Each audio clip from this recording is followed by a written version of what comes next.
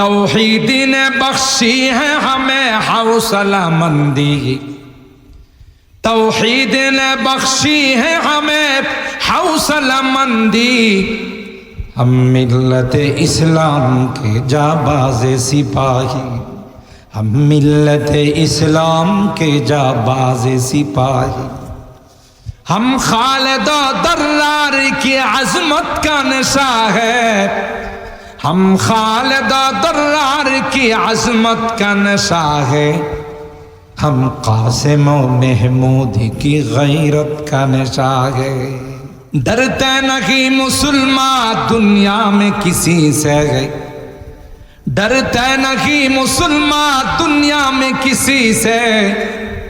जब मिल गई है दौलत ईमान नबी से, बाजू तेरी तौहीद की क़ुव्वत से कवी है। इस्लाम तेरा दीन है, तू मुस्तफ़वी है। फला उक़सिमु बिमवाक़िअन नुजूम व इन्नहु लक़समुन लौ तअलमून अज़ीम। इन्नहु लक़ुरआनुन करीम फी किताबिन मखनून ला यमस्सुहु इल्लल मुतह्हरून तंज़ीलुम मिर रब्बिल आलमीन। वक़ाल अन्नबी सल्लल्लाहु अलैहि वसल्लम अल-माहिरु बिल क़ुरआन मअ सफ़रतिल किरामिल बररा औ कमा क़ाल अलैहिस्सलातु वस्सलाम। बारकल्लाहु लना व लकुम फिल क़ुरआनिल अज़ीम व नफ़अना व इय्याकुम बिल आयाति वद्दिक्रिल हकीम। सदक़ल्लाहुल अज़ीम। कमेंट ना साउंड कमेंट दोबारा यार। वसदक़ रसूलुहुन नबियुल करीम व नहनु अला ज़ालिका लमिनश शाहिदीन वश्शाकिरीन वल्हम्दुलिल्लाहि रब्बिल आलमीन। मोहब्बतेर साथे सकलेई दुरूद शरीफ पढ़ি। अल्लाहुम्मा सल्लि अला मुहम्मदिन व अला आलि मुहम्मद कमा सल्लैता अला इब्राहीम व अला आलि इब्राहीम इन्नका हमीदुम मजीद। अल्लाहुम्मा बारिक अला मुहम्मदिन व अला आलि मुहम्मद कमा बारकता अला इब्राहीम व अला आलि इब्राहीम इन्नका हमीदुम मजीद।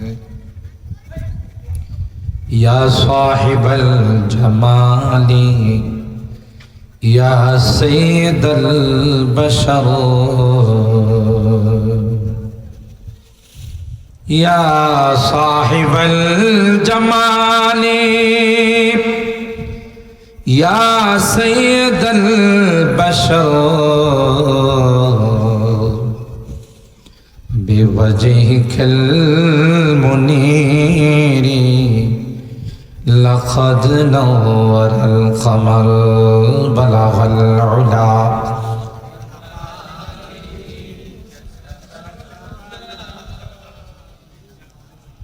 حسنت جميع خصاله صلوا عليه وآله لكل نبي في الأنام فضيلة وجملتها مجموعة لمحمد بلغ العلا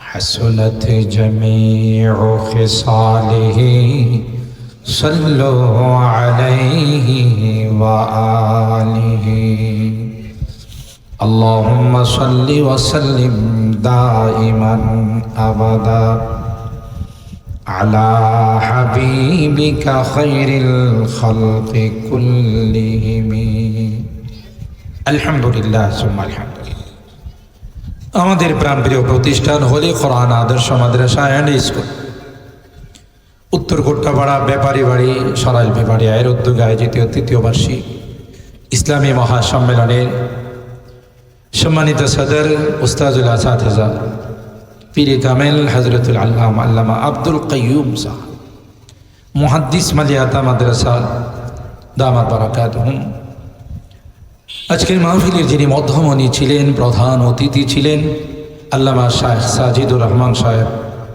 মহাসচিব হেফাজত ইসলাম বাংলাদেশ ও প্রতিষ্ঠাতা পরিচালক জামিয়া ইসলামিয়া দারুল আরকাম আল ইসলামিয়া ব্রাহ্মণবাড়িয়া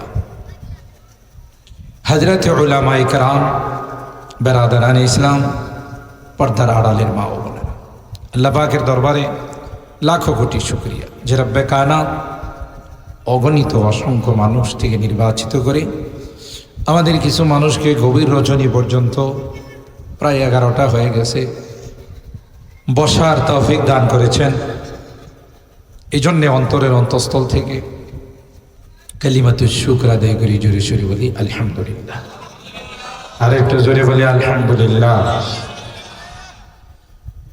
সম্মানিত সুধী আমি আগে বলেছি খুব লং টাইম আলোচনা করব না আমার আলোচনা সর্বোচ্চ 12টা হতে পারে যদি আপনারা রাজি থাকেন আর যদি গণনা 11:30 তা তো আমি রাজি কারণ আপনারা কি বলেন 12টা পর্যন্ত চলবে আমারে রেখে চলে যাবেন কে কে একটু হাত তোলেন তো মাশাআল্লাহ আল্লাহ কবুল করেন একটু জোরে গান কিছু কথা বলেই দোয়ার দিকে চলে যাব মাদ্রাসার নাম হলো হলি কোরআন আদর্শ মাদ্রাসা সুজা অর্থ সহজ অর্থ এটা একটা কোরআনের একটি প্রতিষ্ঠান ঠিক কিনা এখানে মানসম্মত কোরআনের হাফেজ বানানো হয় যারা আমাদের মুআজের মতো তাকরিমের মতো তারিকুলের মতো আবু তাওহীদের মতো নাজমুস সাকিবের মতো গোটা বিশ্বে বাংলাদেশের সম্মান বয়ে নিয়ে আসে ঠিক না বাংলাদেশের লাল সবুজের পতাকাকে উড্ডীন করেন এখানে এই রকমের মানের হাফেজ বানানো হয় তাই না আলহামদুলিল্লাহ আপনারা এই এলাকার মানুষ এই পাড়ার মানুষ ভাগ্যবান যে এলাকায় এ সকল কোরআনের প্রতিষ্ঠান থাকে আল্লাহ আসমান থেকে এই এলাকাকে হেফাজত করেন এই জন্য আপনারা ভাগ্যবান তবে মাদ্রাসাকে ভালোবেসেন কোরআনের পাখিদেরকে যারা টিচার মণ্ডলী আছেন শিক্ষক মণ্ডলী তাদেরকে ভালোবাসেন দুনিয়াতেও লাভ পরকালও লাভ বড় আবেগী উদ্যোগী এই মাদ্রাসার প্রিন্সিপাল মাওলানা সালাউদ্দিন সাহেব মাহফিলটা যদিও ছোট এখানে অনেক বড় বড় হাস্তির আসছে যাদেরকে বৎসর কি বছর ঘুরেও পাওয়া যায় না বাংলাদেশের একজন শীর্ষ মুরব্বী বাংলাদেশ হেফাজতে ইসলামের সংগ্রামী মহাসচিব বাংলাদেশ হাইয়াতুল উলিয়া লিল জামিয়া এবং বিফাকুল মাদারিসিল আরাবিয়ার সম্মানিত কো-চেয়ারম্যান ব্রাহ্মণবাড়িয়ার মুরব্বী ঐতিহ্যবাহী জামিয়া ইউনুসিয়ার সম্মানিত শেখুল হাদিস ও দারুল আরকাম মাদ্রাসার সম্মানিত প্রতিষ্ঠাতা প্রিন্সিপাল আল্লামা শায়েখ সাজিদুর রহমান সাহেব দামাত বারাকাতুহুম, তিনি অসুস্থতার মধ্যেও আসছেন। আমাকে বলতেছিলেন যে আমার শরীরটা ভালো না, আমি কিছু কথা বলে চলে যাব। তার এই আশাটা প্রমাণ করে যে আপনাদেরকে কতটা ভালোবাসে। উপস্থিত হয়েছেন বাংলাদেশের অত্যন্ত মার্জিত ভাষায় যিনি কথা বলেন এবং অত্যন্ত সুন্দর কথা বলেন, মুজাহিদে মিল্লাত, বাংলার সিংহপুরুষ ছিলেন আল্লামা মুফতি আমিনী রাহিমাহুল্লাহ, সুযোগ্য জামাতা, বর্তমান লালবাগ মাদ্রাসার সম্মানিত শেখুল হাদিস, উদীয়মান তরুণ আলেমে দ্বীন হযরত মাওলানা ওবায়দুল্লাহ হুযাইফী সংক্ষিপ্ত সময়ের মধ্যে তিনিও আলোচনা করেছেন। একজন অসুস্থ ব্যক্তি, তিনিও বাংলাদেশের একজন বড় আলেম, কারা নির্যাতিত মজলুম আলেমে দ্বীন হযরত মাওলানা ইয়াকুব উসমানী, অ্যাক্সিডেন্ট করা, হাত ভাঙ্গা, তারপরেও আপনাদের ডাকে সাড়া দেওয়ার জন্য উপস্থিত হয়েছে। অনেক বড় বড়রা বয়ান করছেন, এন শেষ মুহূর্তে যদি একটু বয়ান ভালো না হয় তাতে কোনো আপত্তি নাই। কি বলেন? যেহেতু আগে অনেক ভালো ভালো বয়ান শুনছেন, আল্লাহ আমাদের কবুল করেন। কোরআনে কারীমের মাদ্রাসা পৃথিবীর সবচেয়ে শ্রেষ্ঠ প্রতিষ্ঠান, ঠিক কিনা বলুন? কারণ এই কোরআন কার কালাম? আরো জোরে, আল্লাহর কালাম। আল্লাহ যেমন মহান, তার কালাম, তাই না? এই কালাম যে প্রতিষ্ঠানে পড়ানো হয়, প্রতিষ্ঠানের দাম মান কম না বেশি? আরো জোরে। দুনিয়ার মানুষের মধ্যে যেন কোনো ঝগড়া না হয়, বিবাদ সৃষ্টি না হয়, সেই জন্য সর্বকালের সর্বযুগের সর্বশ্রেষ্ঠ মহামানব খাতামুন নবিয়্যিন সাইয়্যিদুল কাউনাইনি ওয়া সাকালাইন ইমামুল আম্বিয়া ওয়াল মুরসালিন, আমার আপনার নবী বিশ্বনবী রহমতে আলম হযরতে মুহাম্মদুর রাসূলুল্লাহ, বলুন বলুন, সাল্লাল্লাহু আলাইহি ওয়াসাল্লামের জুবানে মোবারক গোটা বিশ্বের মানুষকে আল্লাহ জানিয়ে দিয়েছেন, ও নবী আপনি বলে দিন, খায়রুকুম মান তাআল্লামাল কুরআনা ওয়া আল্লামা, পৃথিবীর মধ্যে সবচাইতে শ্রেষ্ঠ সন্তান যারা কোরআন পড়ে এবং পড়ায়। সুবহানাল্লাহ। মানুষের হাতে ছেড়ে দিলে কেউ বলতো কেমব্রিজ বিশ্ববিদ্যালয়ে যারা পড়ে এরা শ্রেষ্ঠ সন্তান, কেউ বা বলতো অক্সফোর্ড বিশ্ববিদ্যালয়ে যারা লেখাপড়া করে এরা শ্রেষ্ঠ সন্তান, কেউ বলতো হার্ভার্ড বিশ্ববিদ্যালয়ে যারা পড়ে তারা শ্রেষ্ঠ সন্তান। আল্লাহ কয় না, শ্রেষ্ঠ সন্তান যারা কোরআন পড়ে এবং পড়ায়। সুবহানাল্লাহ। খায়রুকুম মান তাআল্লামাল কুরআনা ওয়া আল্লামা, কারণ মাসুম নিষ্পাপ নূরের ফেরেশতারা তাদের পায়ের নিচে পর বিছায় দেয়। আর আস্তে সুবহানাল্লাহ। ওয়া ইন্নাল মালাইকাতা লাতাদউ আজনিহাতাহা রিদান লিতালিবিল ইলম, মাদ্রাসার ছাত্র যখন কোরআন পড়ার জন্য বের হয়, আল্লাহ কয় ফেরেশতারা, আরে তোরা বসে থাকবি না, এ ফেরেশতারা কোরআনের পাখি কোরআনের মাদ্রাসায় যাচ্ছে, তার পায়ের নিচে পর বিছায় দাও। সুবহানাল্লাহ। তার সম্মানার্থে। কেন? এরা সবচেয়ে শ্রেষ্ঠ জায়গাতে যাচ্ছে। পৃথিবীর সকল প্রাণীরা তাদের জন্য দোয়া করে, নদীর মাছগুলো তাদের জন্য দোয়া করে, গর্তের পিপিলিকা তাদের জন্য দোয়া করে, আকাশের পাখিগুলো তাদের জন্য দোয়া করে, সব দোয়া করে আল্লাহ তাদের গুনাহগুলোকে মাফ করে দাও। পিপিলিকাকে যদি জিজ্ঞাসা করেন, পিপিলিকা তুই কি জন্যে দোয়া করিস, পিপিলিকাও কিন্তু কথা কয়। শুনছেন নি কোনোদিন? কয় শুনি নাই, দেখছি। দেখবেন মাঝে মধ্যে পিপিলিকা লাইন ধরে যখন ঠোঁটের মধ্যে খুদের গোড়া, চাউলের গোড়া যখন নেওয়া যায়, একজনে নিয়ে যাইতেছে, আরেকজনের মাঝখানে ক্রস হচ্ছে। জিজ্ঞাসা করে, ভাই আমিও তো একটু অফিস থেকে আসতে দেরি হয়ে গেছে, আমি গেলে কি ত্রাণ পাবো কিনা? তখন ওই বলে যে হ্যাঁ, পর্যাপ্ত পরিমাণ ত্রাণ আছে, আপনিও যান। কথা কি বুঝছে? দুইজন একজনের সাথে একজনের মুখ একজনের মুখের সাথে লাগায় কতক্ষণ দাঁড়ায় থাকে না? আমি দেখছি, আপনারা দেখছেন কিনা জানি না। দাঁড়ায় কি করে এই কথাই জিজ্ঞাসা করে। তাইলে বোঝা গেল পিপিলিকাও কথা। আপনারা মনে রাগ করে বসে আছেন, একটু কথা কয়। আর এই পিপিলিকা কথা কয় দিকেই তো আল্লাহ কোরআনে তাদের নামে একটি সূরা নাযিল করছে। সুবহানাল্লাহ। 19 নম্বর পারা, সূরাটার নাম হলো সূরাতুন নামল। কি নাম? আন-নামল। আন-নামল মানে পিপিলিকা। পিপিলিকার নামে আল্লাহ একটি সূরা নাযিল করছেন। এটা কি চারটিখানি কথা? সাইয়্যিদানা হযরত সুলাইমান আলা নবিয়িনা আলাইহিস সালাতু ওয়াস সালাম, আল্লাহ তাকে পৃথিবীর রাজত্ব দিয়েছিলেন। গোটা পৃথিবীর বাদশা কয়জন ছিল কইতে পারেন? কেউ কয় না। 4 জন। মাশাআল্লাহ। 2 জন ছিলেন অমুসলিম আর 2 জন ছিলেন মুসলিম। মুসলমানের মধ্যে সবার চেয়ে পাওয়ারফুল ছিলেন হযরতে সুলাইমান আলাইহিস সালাম। আরেকজন ছিলেন যুলকারনাইন। ইতিহাসের পাতায় যাকে ইস্কান্দর বলা হয়। কি বলা হয়?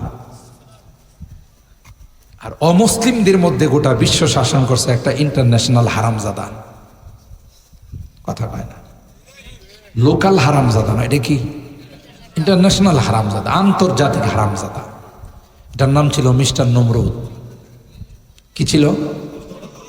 নমরুদ। শুধু হারামজাদা না, শয়তানে পেশাব করতে করতে করতে করতে তার তোর যা আছে সব ছিঁড়া ফেলাইছে। যারা অমুসলিম তাদের মাথায় পেশাব করে কে? জোরে কন না, শয়তানের ভয় পান। আর শয়তানের পেশাবের মধ্যে অ্যাসিড নাই। দেখবেন একটা জায়গাতে যদি সবাই পেশাব করে ওই জায়গার ঘাস কিন্তু লাল হয়ে যায়, মরে যায়। কিসের কারণে? অ্যাসিডের কারণে। তো শয়তানের পেশাবের অ্যাসিড যখন এই মাথার মগজের মধ্যে লাগে তার তোর সব ছিঁড়ে যায়, লিক হয়ে যায়। বুঝেন নাই? যত তো শিক্ষিত হোক, যত সার্টিফিকেটদারি হোক, কোরআনের শিক্ষা নাই, এ হাইওয়ান আর জানোয়ার দাঁড়ায় দাঁড়ায় পেশাব করে। মনে হয় রাগ করতেছে। আমি আমার অনেক বয়ানে বলি, ইউটিউবে গেলে পাবেন। সেটা হলো ওই যে গ্রাম্য বাবার একটা কথা আছে, জিজ্ঞাসা করে তোমার ছেলের লেখাপড়া কি পড়ে কইতে পারবো? কো বাবারে আমি তো এই ক্লাস বুঝি সুঝি না, 6, 7, 8, 9 এগুলো বুঝি সুঝি না, তবে আমার ছেলেটার লেখাপড়া উন্নতি হচ্ছে এটা আমি বুঝি। এটা বুঝলেন কেমন? ওই ছেলেটা যখন প্রাইমারিতে পড়তো তখন বসে বসে পেশাব করতো, এখন থেকে আর বসে পেশাব করে না, মেশিন দাঁড়ায় স্টার্ট করে। তো যেহেতু বসার থেকে দাঁড়াই গেছে, তাতে আমার বুঝতে বাকি না যে লেখাপড়ার কি হচ্ছে। কথা পায় না, লেখাপড়া উন্নতি হচ্ছে। যত বেশি উচ্চ শিক্ষিত হয় তত বেশি দাঁড়ায় দাঁড়ায় হাইওয়ানের মতো পেশাব করে। সমস্যাটা কোথায়? সমস্যাটা একটা জায়গায়, গোড়াতে কোরআন শিক্ষা নাই।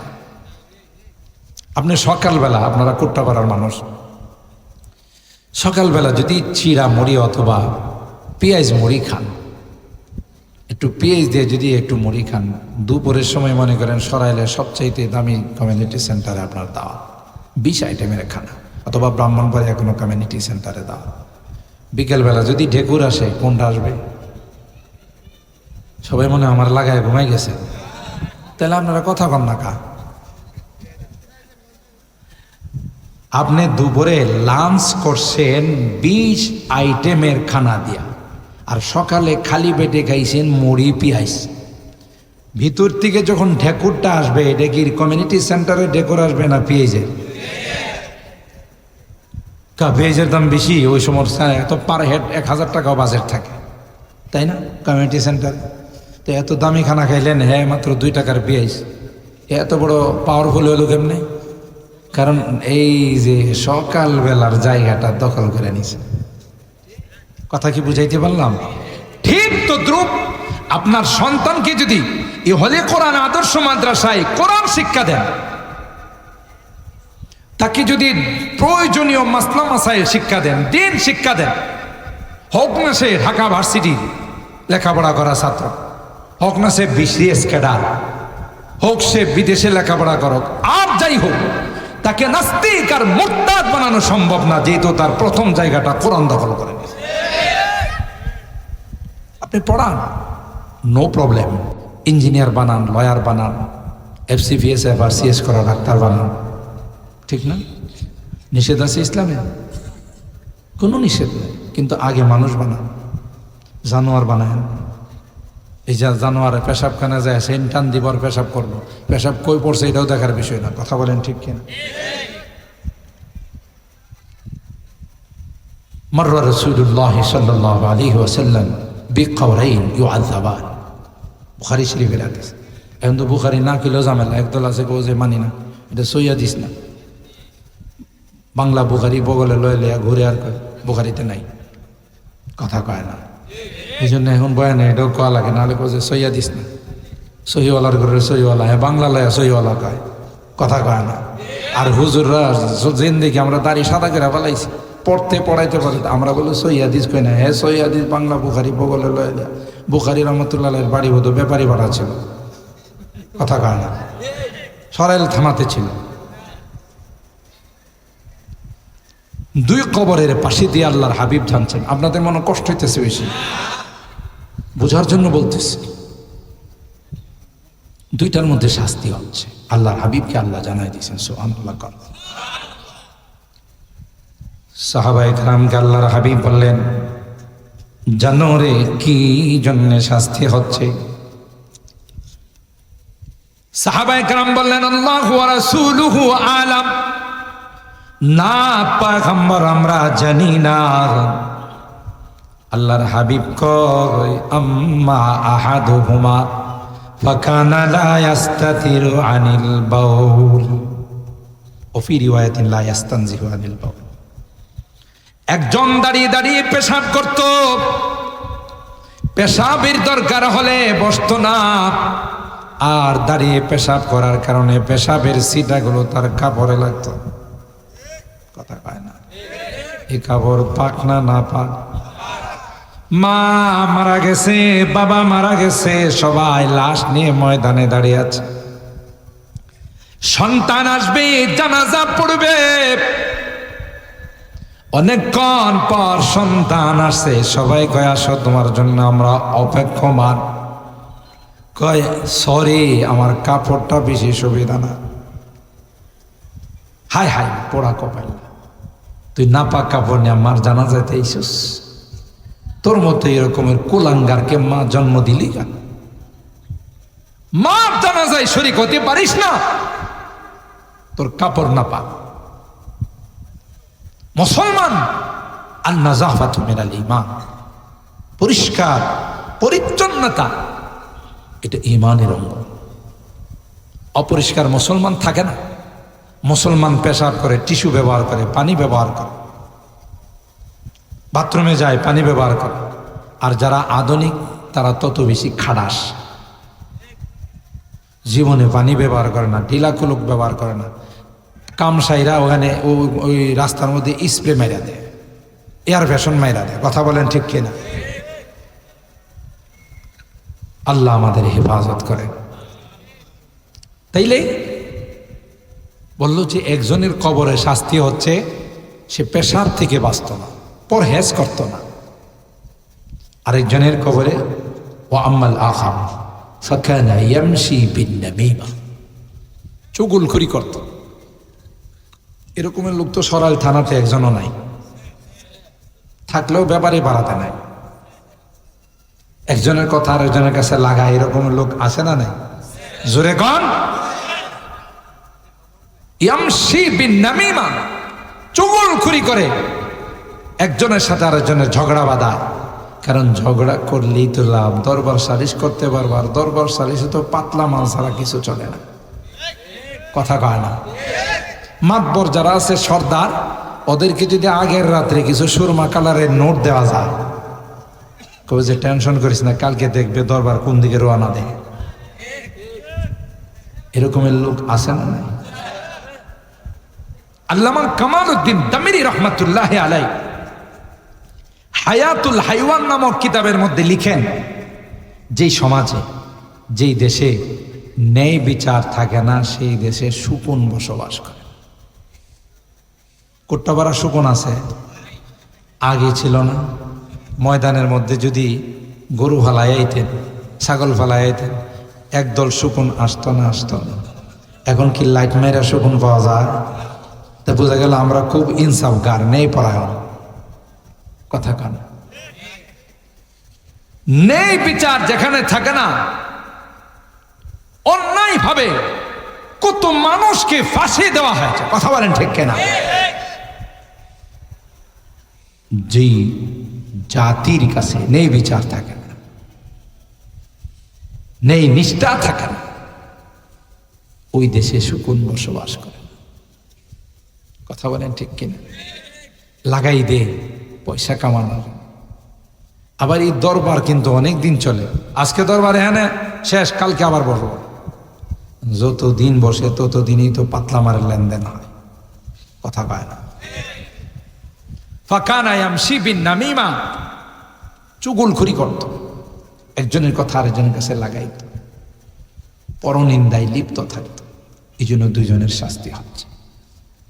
তাইলে দাঁড়ায় পেশাব করা, এটা মুসলমানি কালচার? বলুন বলুন, মুসলমানি কালচার নয়। মুসলমান বসে পেশাব করবে, মুসলমান কেন দাঁড়িয়ে পেশাব করবে? মা বালা রাসূলুল্লাহ সাল্লাল্লাহু আলাইহি ওয়াসাল্লাম কায়িমান কাত, আল্লাহ নবী জীবনে কোনোদিন দাঁড়িয়ে কি করেন নাই? পেশাব করেন। ঠিক কিনা বলেন? সম্মানিত শুধু তাইলে আল্লাহ রাব্বুল আলামিন চারজনকে পৃথিবী কিয়ামত পর্যন্ত কেউ এই রাজত্ব পাবে না। সুবহানাল্লাহ। রব্বি হাবলি মুলকান লা ইয়ামবাগি লিআহাদিম মিন বা'দি ইন্নাকা আনতাল ওয়াহ্হাব। হযরত সুলাইমান পয়গম্বর আল্লাহর কাছে দোয়া করে আর কয়, আল্লাহ এমন রাজত্ব আমাকে দিবা গো, কিয়ামত পর্যন্ত যেন এই রাজত্ব কেউ না পায়। আল্লাহ দোয়া কবুল করি সুলাইমান পয়গম্বরকে বলে, ও সুলাইমান, গোটা বিশ্বের তোমাকে বাদশা বানালাম। শুধু তাই নয়, মানব দানব পশু পাখি কীট পতঙ্গ সবগুলো কথার সবার ভাষা বুঝার যোগ্যতা আমি দান করলাম। ওয়াউল্লিমনা মানতিকাত তাইর ওয়া উতিয়াত মিন কুল্লি শাই। হযরত সুলাইমান পয়গম্বর বলেন, আমাকে আল্লাহ প্রত্যেকটা প্রাণীর ভাষা বোঝার তৌফিক দিয়েছিলেন। প্রত্যেকটা প্রাণী, ইগলে কি বলতো, কবুতরি কি বলতো, ঘুঘু কি বলতো, ময়না পাখি কি বলতো, সবগুলো হযরত সুলাইমান বুঝতেন। আর জোরে সুবহানাল্লাহ কান। একবার হযরত সুলাইমান পয়গম্বর সৈনিকদেরকে নিয়ে বের হলেন, এক জায়গা থেকে আরেক জায়গায় যাবেন। হঠাৎ করে বাতাস সুলাইমান পয়গম্বরের কানে একটা আওয়াজ পৌঁছাইলেন। সুবহানাল্লাহ কান। আওয়াজটা আর কাহারও নয়, আওয়াজটা ছিল পিপিলিকার নেত্রীর আওয়াজ। পিপিলিকা তার জাতিকে লক্ষ্য করে বলতেছে, قالت نملة يا أيها النمل ادخلوا مساكنكم لا يحطمنكم سليمان وجنوده وهم لا يشعرون. سبحان الله.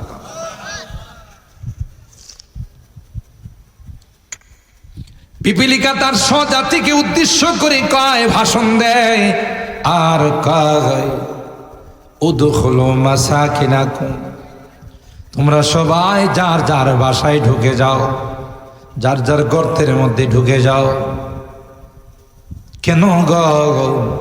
কিছুক্ষণের মধ্যে সুলাইমান পয়গম্বর তার সৈনিকদেরকে নিয়ে, তার সহচরদেরকে নিয়ে এই রাস্তা অতিক্রম করবে। তোমরা যদি গর্তের ভিতরে না যাও, সৈনিকদের পায়ের নিচে পড়ে তোমরা পদদলিত হয়ে যাবে, মাটির সঙ্গে মিশে যাবে। আর মনে রাখো তোমাদের এই হত্যার জন্য সুলাইমান পয়গম্বর এবং তার অনুসারীরা দায়ী হবে না। আল্লাহু আকবার, আরো আস্তে আল্লাহু আকবার। একটা পিপিলিকা বুঝে যারা পয়গম্বর হয়, পয়গম্বরের যারা অনুসারী হয়, পয়গম্বরের যারা নায়েবে রাসূল হয়, ওয়ারাসাতুল আম্বিয়া হয়, উলামায়ে কেরাম হয়, এরা সন্ত্রাস তো দূরের কথা, জঙ্গিবাদ তো দূরের কথা, টেররিজম তো দূরের কথা, এরা জেনে শুনে একটা পিপিলিকাকেও হত্যা করে না, কথা কয় না। কিন্তু এদেশের কিছু কোরআন পাপী আছে, নাস্তিক আর মুরতাদ আছে, এরা কিছু হলেই আলেম ওলামাদেরকে, নায়েবে রাসূলদেরকে সন্ত্রাস বলে, জঙ্গিবাদ বলে। কথা বলেন ঠিক কিনা? গাধার মগার পিপিলিকারও কি নাই বুদ্ধি, কথা কয় না। অমুসলমান শুধু তাই নয়, আল্লাহর ওলি যারা হয়, পিপিলিকাকে হত্যা করা তো দূরের কথা, কিতাবের মধ্যে আসে আল্লাহর একজন ওলি দোকান থেকে চিনি কিনে নিয়ে আসছে, চিনির পোটলার মধ্যে কয়েকটা পিপিলিকা। বাড়িতে আইসা দেখে ওই পিপিলিকাগুলো চিনির ভিতরে দৌড়াদৌড়ি করতেছে। দেরি করে না, ওই প্যাকেটটা আবার বান দিয়া দোকানে চলে গেছে। সুবহানাল্লাহ। দোকানের মালিক দেখে কই, হুজুর মাল কি কম দিলাম নাকি মালের কোয়ালিটি ভালো নয়?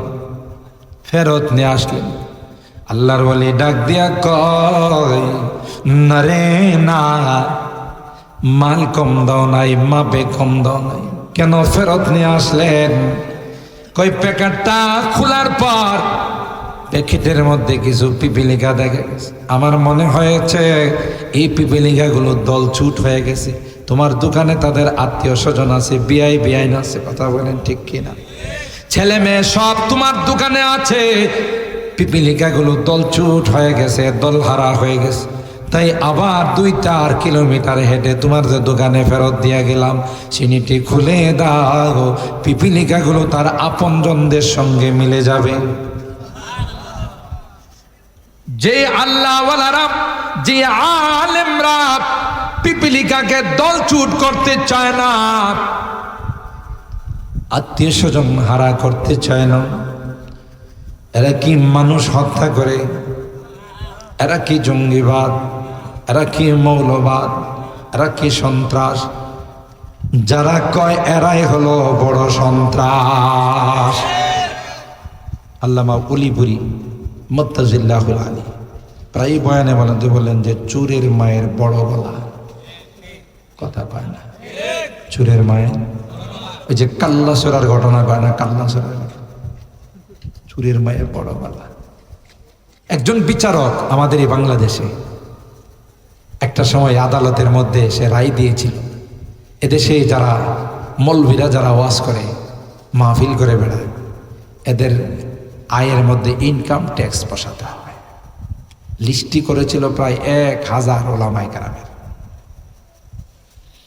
আল্লাহ ওরে কয়, সে শুনে নাই, ইনকাম ট্যাক্স তো হুজুরদের ইনকামের মধ্যে বসবে না, ইনকাম ট্যাক্স বসবে তোর নিচের অংশে, কথা কয় না? নতুন করে যখন দেশ স্বাধীন হলো, কথা কয় না? নতুন করে দেশ যখন স্বাধীন হলো, তখন ওই বিচারপতি সিলেটের কানাইঘাট এলাকা দিয়া ভারতে যাইতে চাইছিল, কথা কয় না? তো ভারতে যখন রওনা দিছে, তখন নদী পার হওয়ার জন্য ব্যাগে করে তো লুটপাটের টাকা যা আছে, কোটি কোটি টাকা লয়ে গেছে।